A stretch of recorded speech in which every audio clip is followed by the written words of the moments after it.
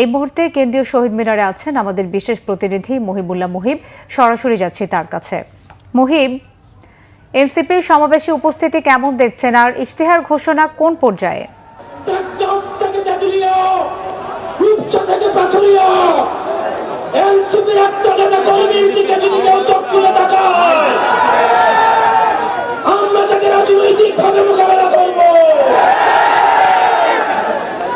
এখান থেকে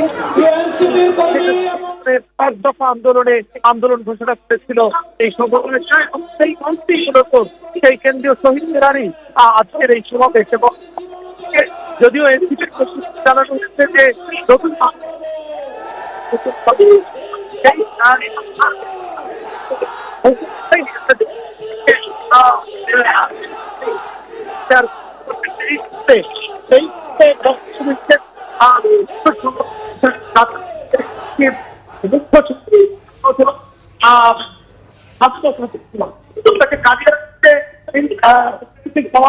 ঘিরে কিন্তু আশা নয়, দেশের বিভিন্ন থেকে কিন্তু নেতা কর্মীরা এবং শহীদ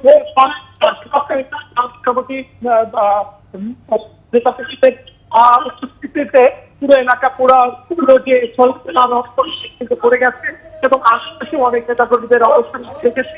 তবে তারা যদি বলছে নতুন বাংলাদেশ তো যদি আরেকবার বিপ্লব ঘটাতে হয় সেটির জন্য তারা প্রস্তুত রয়েছেন। তবে কোনোভাবেই বাংলাদেশকে। মুহিব, আপনাকে ধন্যবাদ। কেন্দ্রীয় শহীদ মিনার থেকে জানাচ্ছিলেন মহিবুল্লাহ মুহিব।